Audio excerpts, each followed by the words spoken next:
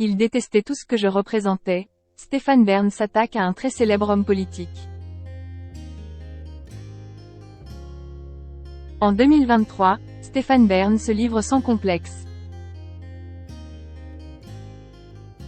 Alors qu'il recevait dans son collège de campagne nos confrères du Monde, le présentateur de France Télévisions s'est confié sur sa vie sans tabou.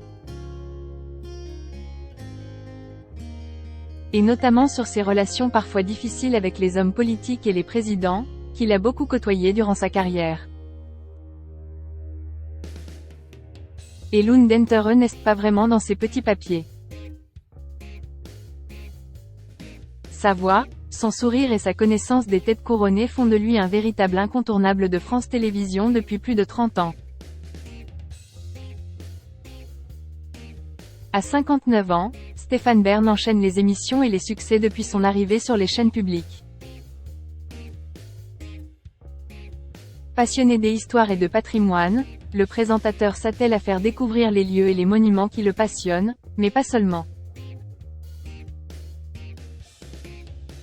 Depuis 2017, il est également chargé de les protéger au mieux.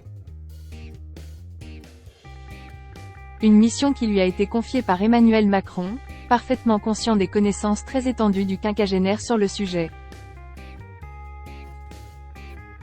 Il faut dire que s'il est incontournable à la télévision, Stéphane Bern a su également se rendre indispensable auprès des politiques, notamment en ce qui concerne le protocole. Interrogé sur le sujet par nos confrères du Monde qui l'ont rejoint chez lui, dans sa magnifique demeure à la campagne, le présentateur a livré quelques confidences. Et si François Mitterrand l'a sollicité mais n'était pas toujours très aimable, c'est bien son successeur, élu en 1995 puis 2002, qui a fait partie des plus difficiles. Jacques Chirac détestait tout ce que je représentais, assure-t-il. Des confidences déjà faites en 2015 dans le magazine VSD, Chirac, il ne m'a jamais calculé, avait-il révélé. J'avais un pantalon et tout ce qui ne portait pas jupon l'intéressait peu. Tout ce que je représentais l'indifférait, au contraire de son épouse. Il faut dire qu'en effet, Stéphane Bern et Bernadette Chirac se sont retrouvés dans différents combats et semblent plutôt bien s'entendre. Les gens disent que je suis l'ami de Macron mais non. Heureusement pour lui, les relations ont été bien meilleures avec les suivants.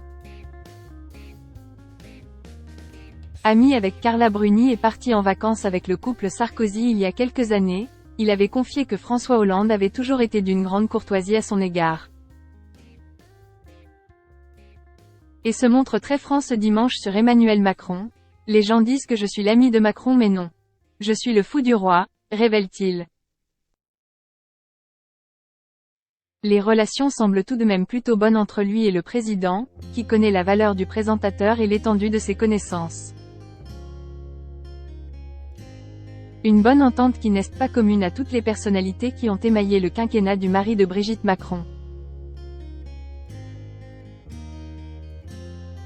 Très en colère après les déclarations de Roselyne Bachelot qui avait expliqué que la culture n'était pas essentielle, il s'était battu pour que les sites du patrimoine rouvrent après la pandémie et n'arrivent toujours pas, aujourd'hui, à oublier leurs différends. Elle déteste le patrimoine, confie-t-il. Et pour lui, c'est un vilain défaut.